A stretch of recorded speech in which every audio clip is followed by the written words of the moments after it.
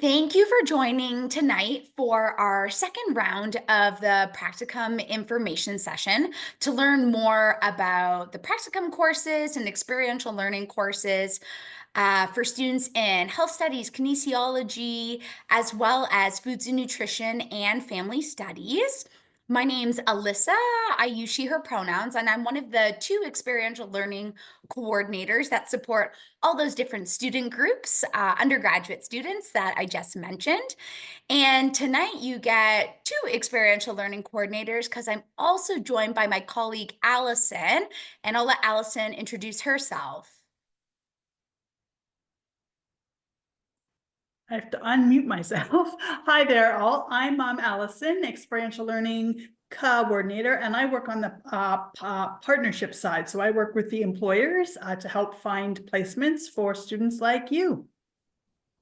Amazing. You'll hear more from Allison later in the presentation when we go through some examples of types of placements, and also she'll talk more about how you can organize your own placement if that is of interest to you. But before we go any further, I'd like to do a land acknowledgement. I'm zooming in from London, Ontario, which means that my feet are planted on the traditional lands of the Anishinaabe, Haudenosaunee, Lenapehoik, and Chinookan nations, on lands connected with the London Township and Sombre Treaties of 1796 and the District of One Spoon Covenant Wampum. See, with the orange QR code that you'll see on your screen, this would take you to a page for the Indigenous Learning Honor. And you'll get a PDF with these slides and the link QR codes either tomorrow or at the beginning of next week. But back to the Indigenous Learning Honor, how this works is that it's a distinction that, if you complete all components of it, would go on your official Western transcript. And with that, there are 4 different categories that you would need to complete. So the first category is academic coursework. So courses that have Indigenous content, and there's a list of them that you can find on the website. The second category is called dual stream learning, which could involve an activity like attending a ceremony or a cultural workshop. The third one is called learning and unlearning, and there's several different options for that one, such as doing an OWL module. And the fourth and final category is Indigenous community engaged learning, a variety of activities that you could do there, but one of them could be volunteering with an Indigenous organization. And the Office of Indigenous Initiatives would help facilitate that. This is a really amazing opportunity. Again, you can get a distinction for it on your transcript. And it's also a great way to commit to truth and reconciliation, to learn more about Indigenous history, culture, and community in Canada. So there's quite a bit that we're going to accomplish before 6:30 today. We're going to go through the benefits of participating in experiential learning, a couple new things for this year. We'll go through all the different courses offered in fall and also those that start for the full year. We'll talk about the application, the example placements, and also hear from a few students who are on placement. We'll go into the matching, pre-placement requirements. We'll talk about course enrollment, next steps, and then after that is when we'll answer your Q&A questions. So there's lots of benefits of engaging with experiential learning. It's that opportunity to put what you've learned in the classroom into practice. It's that hands-on learning, connecting that coursework to what's happening in the real world. It's a chance to network with people in your field, which can be good to have references, to get reference letters for graduate school or professional school, or maybe even do a really good job and get hired for a summer position, or maybe a job after you graduate. You'll have a chance to build new skills in your field, but also build, refine, and develop soft skills that are needed in all industries and in all jobs, like communication, teamwork, initiative, critical thinking, skills that are important in all industries. And it's also a really great chance while you're still a student, before you commit to a longer program or a longer a longer job or a contract, it's a chance to see what you like and don't like so you can make more informed choices when you're thinking about your next steps after graduation. We have quite a few different offerings, which is wonderful. We have the Health Studies Experiential Learning course, Rehabilitation Sciences Practicum, Kinesiology Practicum, Foods and Nutrition and Family Studies Practicum, and the Clinical Kinesiology Practicum. Now, some practicums that will not be covered in our presentation today are athletic injuries and strength and conditioning. That's because those are administered by a different team. And we're also not going to talk about sports management. For my sports management students or people who might be trying to change into that module, just know that we will connect with that group later on. But let's get into the fall and full year experiences. So, for the Health Studies Experiential Learning course, this is HS 4995A and 4996B. Each term is a half credit. And to be eligible for these opportunities, you would need to be in an honors specialization or honors double major within the School of Health Studies.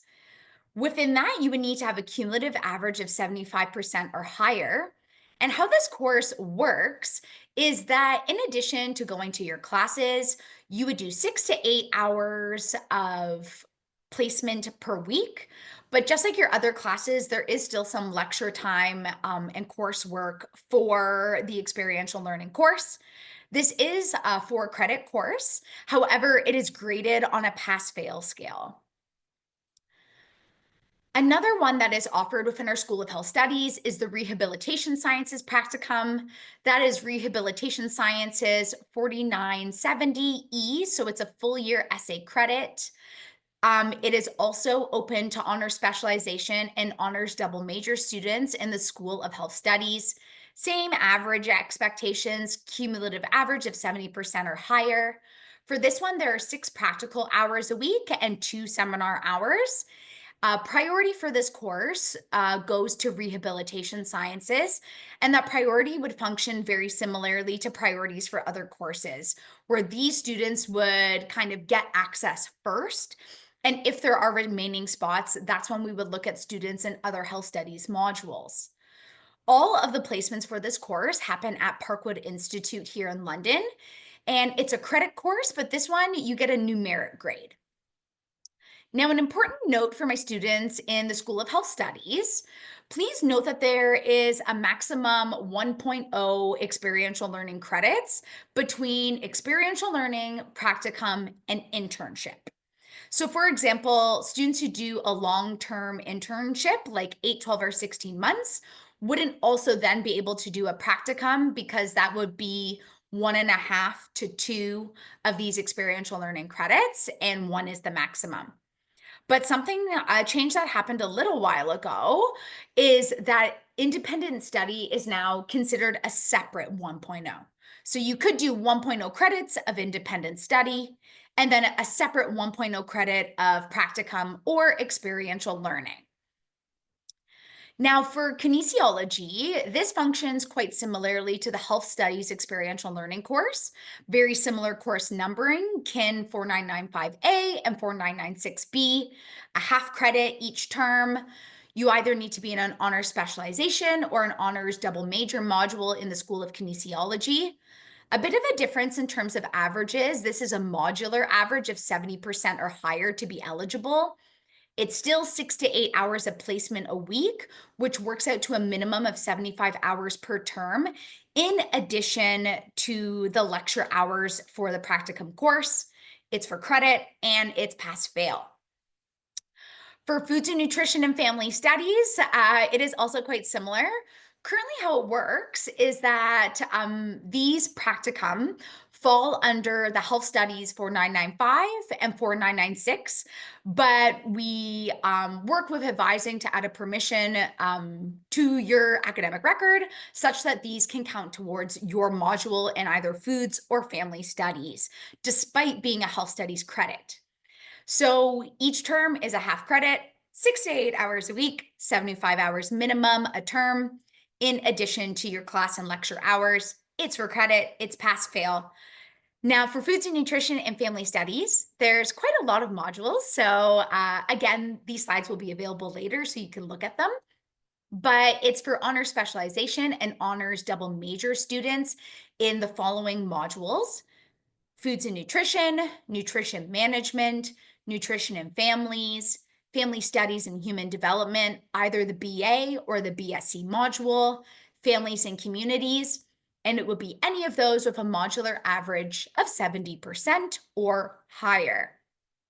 Now, a common question we get, particularly when it comes to foods and nutrition modules, is about the honor specialization in nutrition and dietetics. Unfortunately, this is not a module that is eligible for the practicum course at the fourth year level. And the reason for this is because placements in this area, particularly in dietetics, happen at the master's level, at the master's program. So that is one module that is not eligible. Now, for all of the different practicum and experiential learning courses I've talked about so far: health studies, rehabilitation sciences, kinesiology, foods and nutrition, and family studies, these courses are unfortunately not available to international students. And the reason for this is because they are not required for your program. They are not a requirement for graduation in any of these modules. They're also not available to special students unless you are completing a full undergraduate degree as a special student. But if you're just taking a course here and there, these would not be available to you. Now, the one that functions a little bit differently is clinical kinesiology, KIN 4590, because it is mandatory for all fourth year students in clinical kinesiology. It's a full year credit. It's 68 practical hours a week. There's about an hour of either class or self-reflection, 2-hour class meetings every 4 weeks. It's for credit, it's a numeric grade. And because it is a required course for the program, that means international students are eligible. So if you're an international student in clinical kinesiology, you will be doing the practicum course. Applications aren't quite open yet, but they're quickly approaching. So applications will open on March the 1st and be open for 1 month, closing on April the 1st. And there's a few different sections to the application. There's personal and program information, like if you have any accessibility needs, as well as what practicum or experiential learning course or courses you are applying to. Your academic information, like for example, you anticipate being an honors or an honors double major student next year. Your interests, career goals, and experience make up the majority of the application. You'll upload your resume. You'll tell us which resume session you attended, and we'll talk about those more shortly.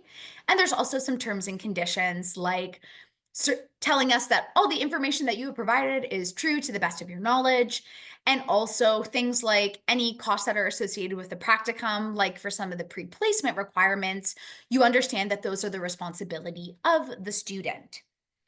So this, we started about a year and a bit ago, or last summer, I should say, using In Place as where we collect applications now. And In Place is the software that we use to manage placements. So you'll not only submit your application here, but if you do a practicum or experiential learning course, this is also where you would log in to track your hours and where your supervisor would log in to verify your hours. When you go to the In Place page, you'll see the Staff and Students button where the red arrow is indicating that. You would simply click it, and then it would take you to Western Single Sign-On, like you see for many other sites that you get access to. You would sign on with your Western credentials, and then it would take you into In Place. Now, for my foods and nutrition and family studies students, before you log into In Place, it's important that you send us an email at experiencefhs@uwo.ca so we can set up your account first. And once we have your account set up, you'll be able to access single sign-on just like any of our other students. We just have to activate and set up your account. Now, with that, once you log into InPlace, it's going to look something like this. This is what the homepage looks like, with the important part to being towards the bottom there, the to-do list. And the first question it's going to ask you is to select your program. And when you do that, it will take you to all the questions, but first you need to select your program, which is going to pull all the associated questions with that application. So you'll choose from a drop down list, but the really important part is that you need to hit the save button. And sometimes after hitting save, you might even need to do a refresh. You'll know you've done it right when all the other questions pop up for the application. At the beginning, you'll only be able to see some general ones like your pronouns, if you'd like to share them, your accessibility needs, and selecting your program. Now, after that, again, you pick your program or programs and you hit save. After that, when you go back to the to-do list, there will be more items, and you need to make sure that you do each and every required item. So you can click into any of them, and it will take you to the application, which will look something like this. It's quite straightforward in that any question you need to complete is going to have that red box in addition to the red star beside it. But here's a bit of a preview of what to expect. So, for example, we'll ask you about your top 3 career aspirations, some of your previous experience that you can list, and listing out the top skills you hope to gain from placement. Again, you need to make sure that you answer all the required questions in the red. And once again, after you've written your beautiful responses to us and answered all the questions, please be sure to hit the save button.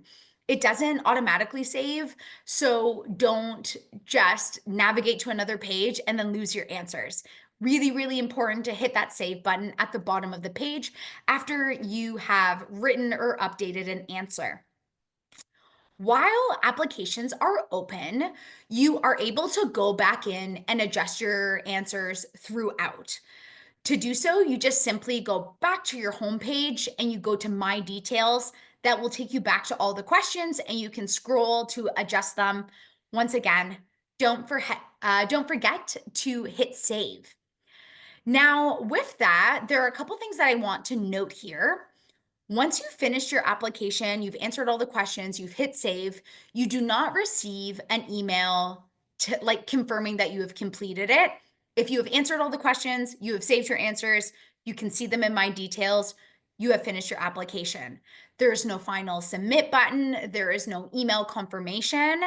And if you ever forget, I know this is a lot of information. You'll have the recording on the website. You'll get these slides later this week, early next week. And there's also instructions on our website about how to follow and submit an application using InPlace. Now, as I mentioned before, part of this application is to attend a resume workshop with yours truly.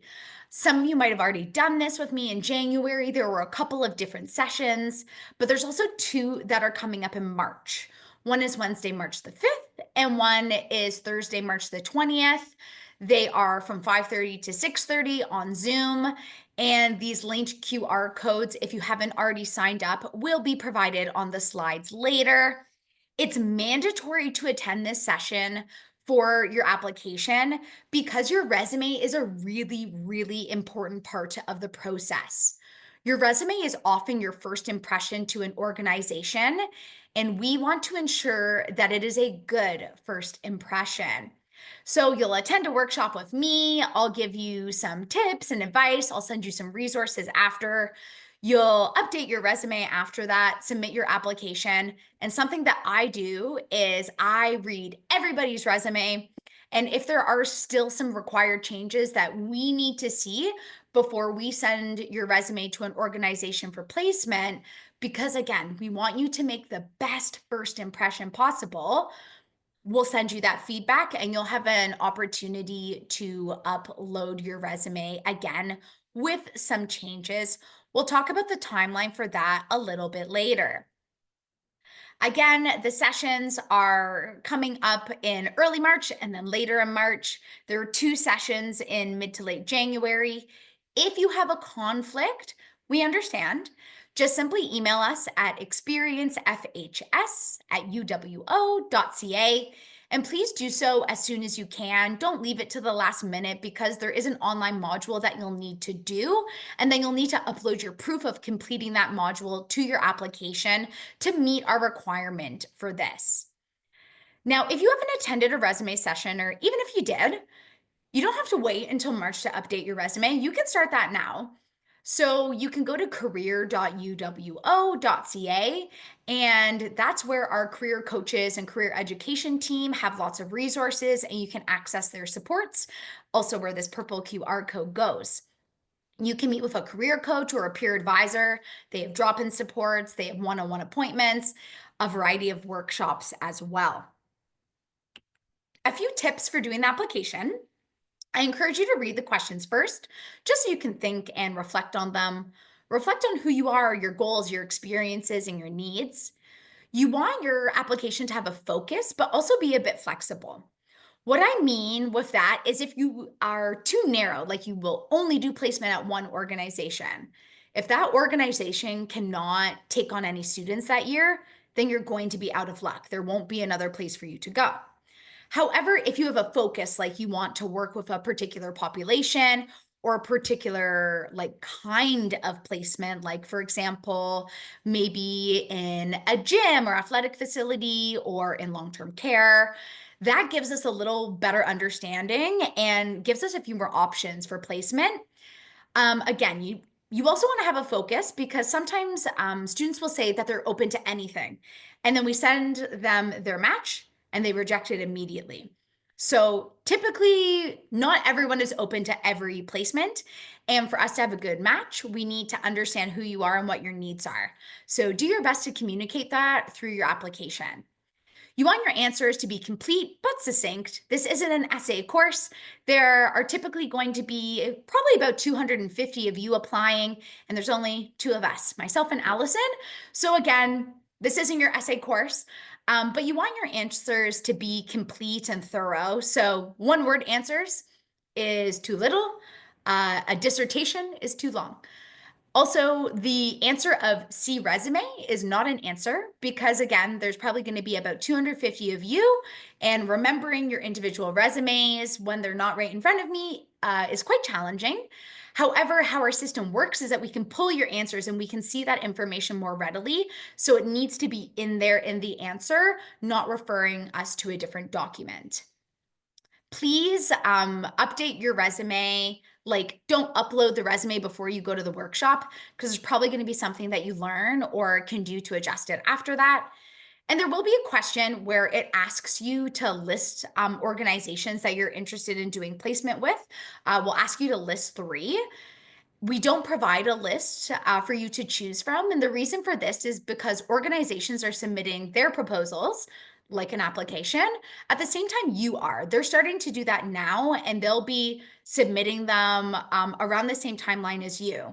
So we can't provide you with a list because we don't know who to include on that list yet. And it always changes a bit from year to year as Allison makes connections with new organizations, and also the needs of organizations change each cycle and as time goes on. So with those application tips, I just want to remind everyone that this is a competitive process and placements are not guaranteed. So getting a placement is not guaranteed. Getting a placement with a particular organization is also not guaranteed. This is because so it's not to scare you that we say that information, but it's to remind you that your application matters, your resume matters, and how you communicate with everyone, including the experiential learning team, matters. Everything is part of an interview because we like to think of this process as kind of like hiring light, mini job hunting. I say mini job hunting because job hunting typically doesn't have as much support. You don't typically have an Allison and Alyssa supporting you when you are applying for a job outside of this opportunity. However, you still need to put your best effort forward. A good application and a good resume helps us have information so we can find a good match. And how you communicate with us and with organizations also matters. For example, if I'm super late in my communications and I'm not taking it seriously when I'm applying for a job, I might no longer be invited to that interview. So it's important just to take it seriously. The more you put into the process, the more you can get out of it. But with that, you've heard a lot from me. I'm going to pass it over to my colleague Allison to tell you about example types of placements. Wonderful. Thanks so much, Alyssa. And yes, I'm here just to give you some examples of some of the placements that we've had in the past. Again, I will not list specific golf courses, for example, but just these are broad areas of where we have placed students in the past couple of years. So we've got students at golf courses, long-term care homes, clinics, nonprofit agencies, research centers, private clinics, sports organizations, gender equity and sexual health organizations. We've got a lot of students on campus doing a variety of things, fitness centers and gyms, government agencies, and that is all levels, as well as educational institutions, both Western and others. And I just wanted to bring to your attention as well. I'm sure there are lots of you who are interested in hospital placements. Unfortunately, or I guess fortunately, depending on how you look at it, we live in London, or we go to school in London. And London is very fortunate to have a world-class hospital system here. In addition to true extremely good educational institutions, both Western and Fanshawe. And with those institutions, they have a lot of programs that need placements, nursing, OT, PT, personal support workers, all those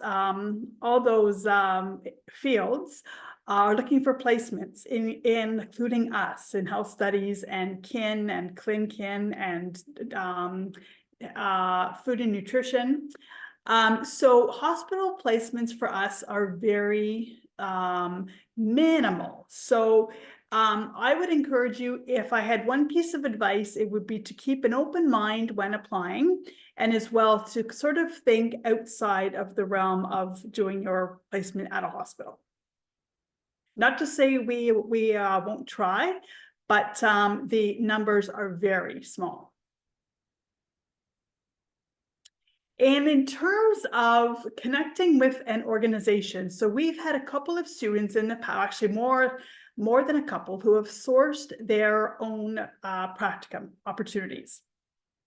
So if you have an idea of where you would like to do your own practicum, and you want to, if you do, please send an email to Experience FHS first and let us know where you're thinking of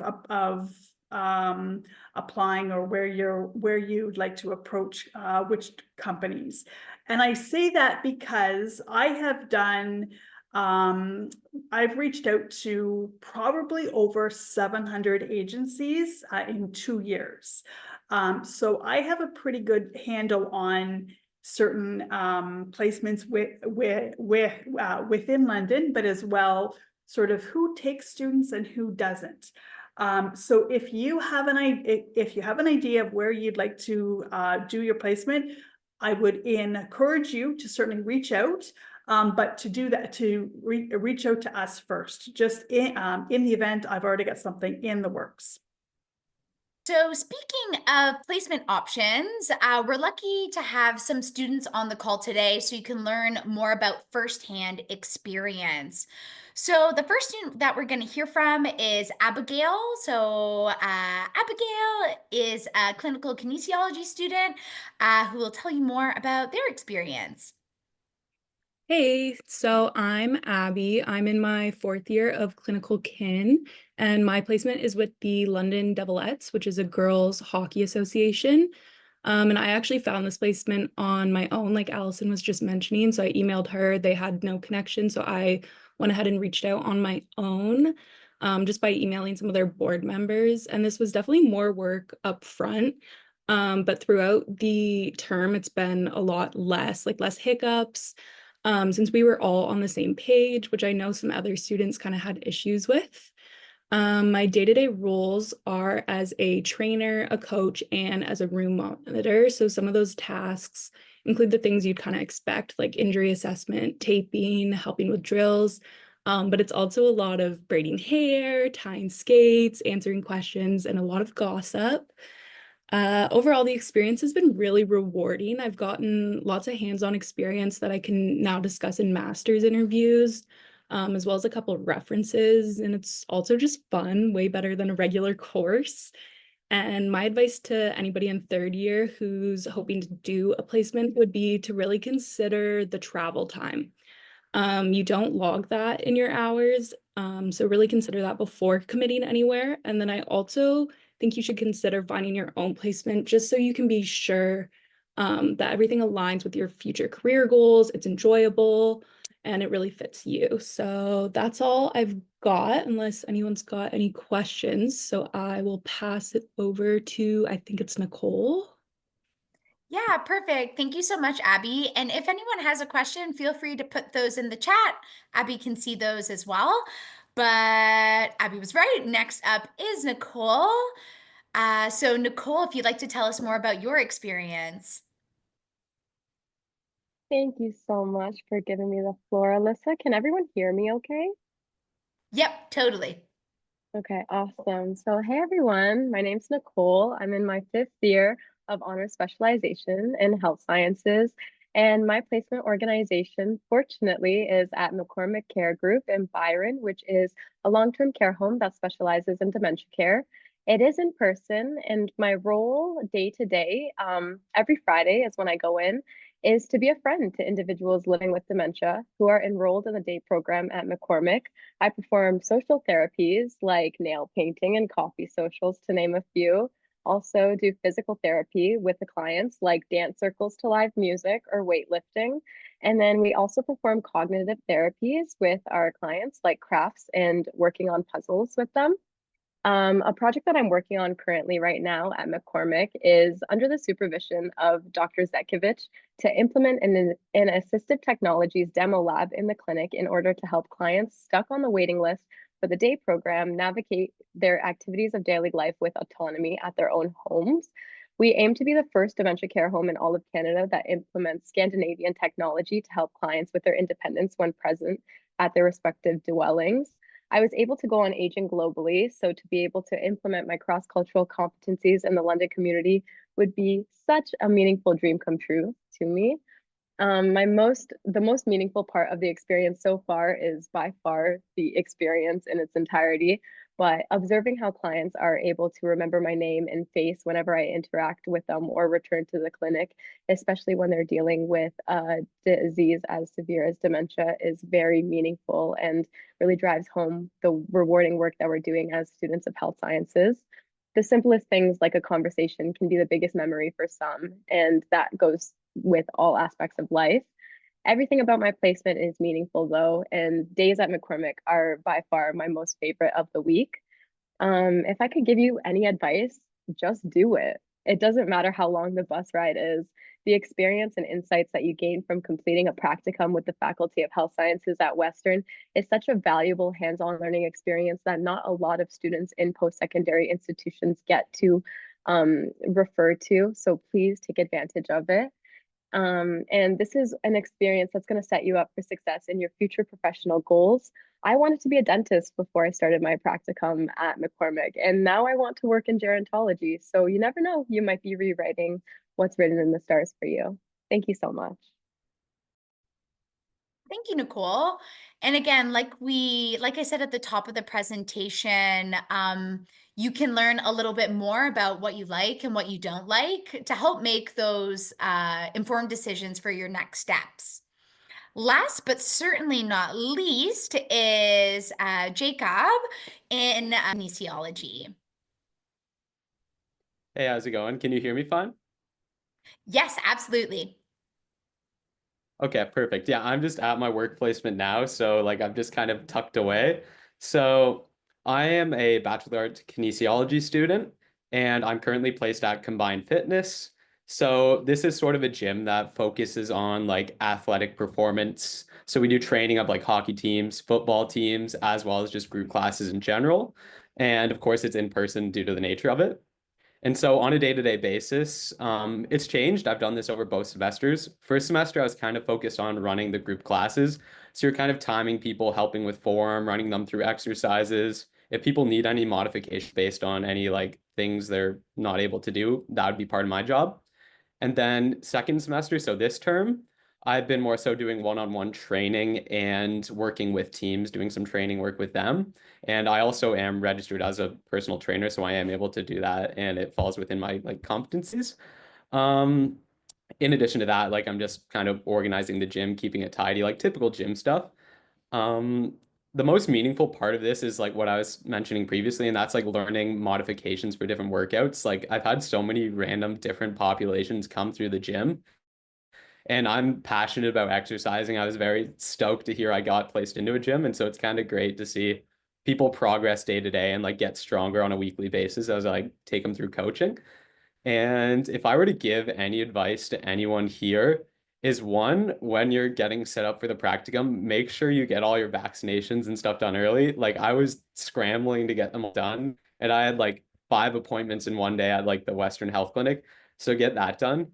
Two, I think both people have said this, pick something you're passionate about. I love it here. I think I've done like close to 130 out of 150 hours total. And like that's across both semesters. So I'm like on track to pass that. Just do something you love. And honestly, you'll just make friends and have a great time. So thanks. All right. So you got to hear about 3 different experiences from 3 different students in 3 different programs. A couple things that I want to highlight are to, again, follow that passion. And that comes down to taking some time to reflect and also taking some time with the application. Submitting it at the last minute doesn't always allow you to put your best application forward. And also, a couple students talked about pre-placement requirements like vaccinations and getting a vulnerable sector check. We'll talk more about that later, but I agree with them. Things that you don't want to leave to the last minute because they can take some time. So let's talk about matching, which for students that don't come with their own placement, this is what the majority of students will go through. So the beginning of the matching process is kind of the pre-matching. So this is after you submit an application. Just a reminder, everything is done through your Western email and our placement software called In Place. So you'll submit your application by April 1st. And then in April and May, while you're in exams, that's when I'm reviewing everybody's resume. And then in May and June, typically this past year was kind of like more mid to late June, is when we can confirm your academic eligibility. So the reason that this doesn't happen sooner is because we have to get all of your grades back from the winter term. And then the academic advisors go through and do adjudication. So kind of seeing if you've made it into that honor specialization module and progressed into your programs. We need that information before we can confirm if you're eligible to proceed. So some of this information we can get sometimes earlier in June, but sometimes depending on maybe if you had to write a makeup or something like that, it can happen a little bit later. So just know after you submit the application, it's going to be quiet for a little while just because you're in exams. And then we need that information that came out of those exams before we can take our next steps.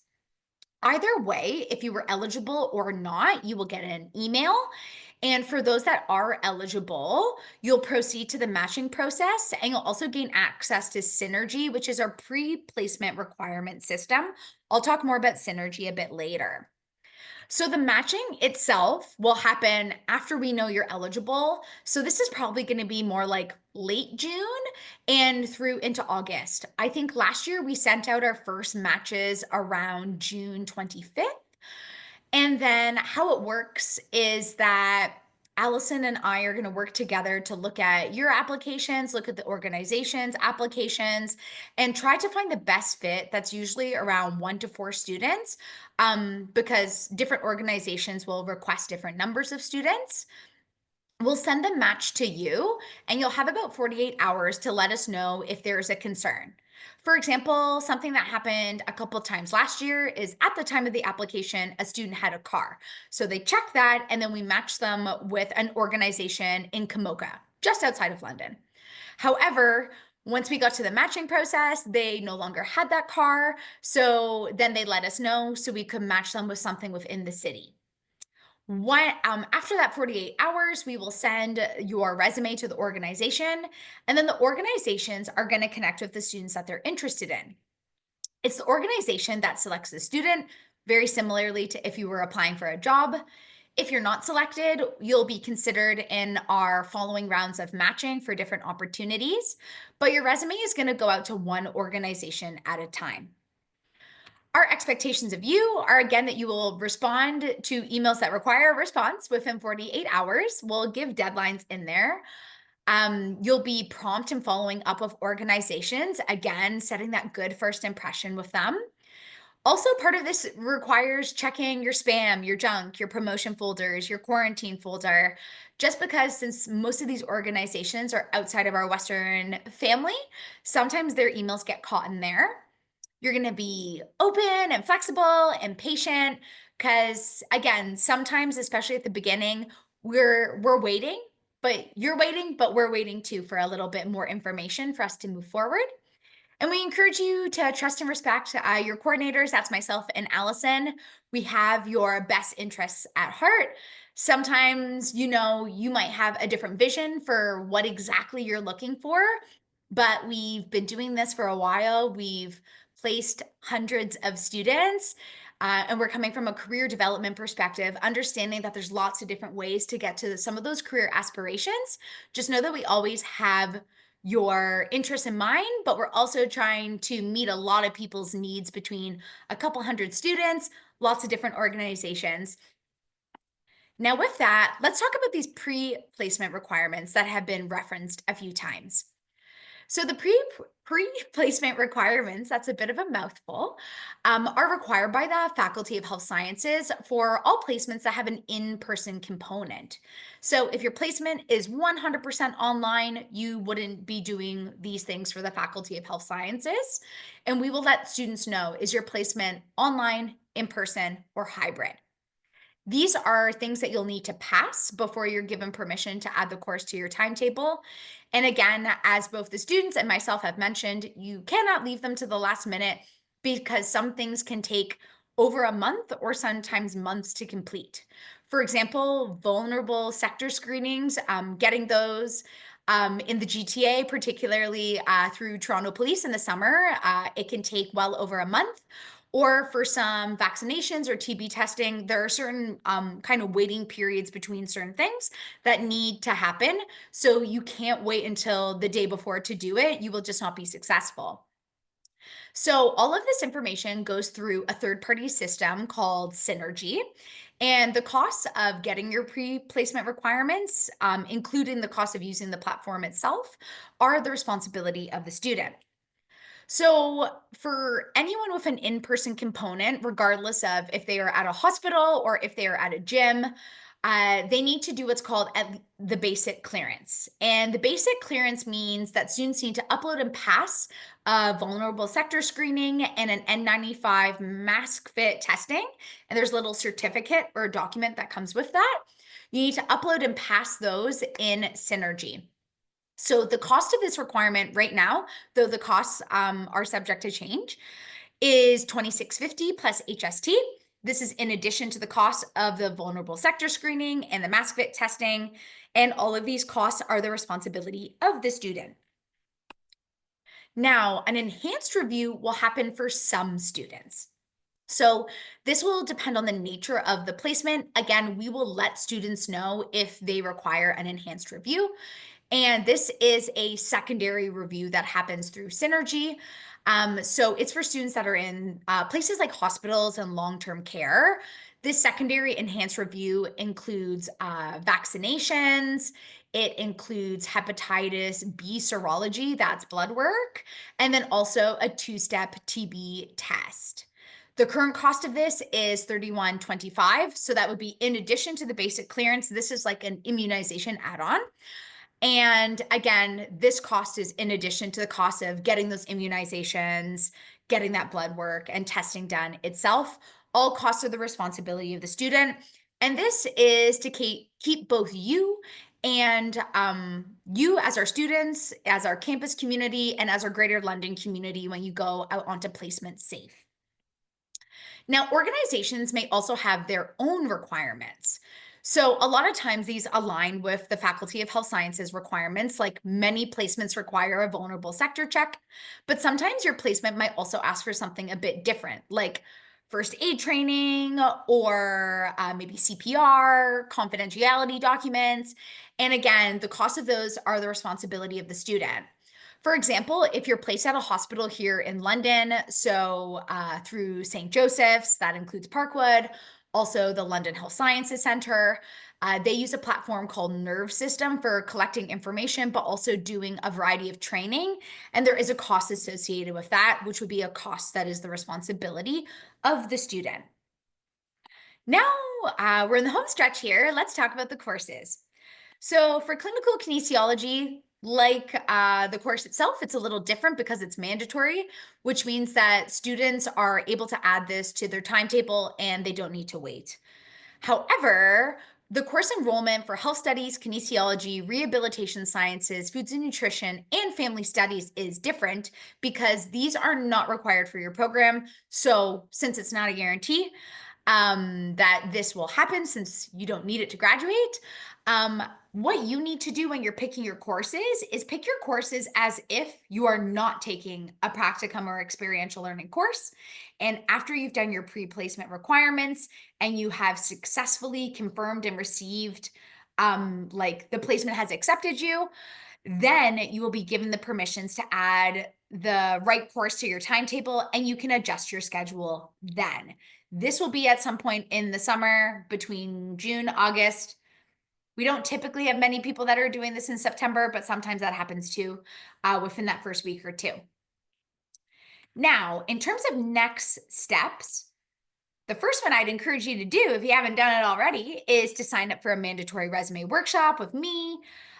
You can also connect with a career coach from the career education team for coaching, support, or their other workshops. I encourage you to start researching organizations either for your application or maybe you want to see if you can find your own placement. Starting March the 1st, you'll be able to log into InPlace to review the application questions and start working on it. Reminder, if you're in foods and nutrition or family studies, you're going to need to send us an email first to be able to do that. And the deadline for the application is April the 1st. But with that, I thank you for joining us tonight. If you think of a question later, you can email us at experiencefhs@uwo.ca.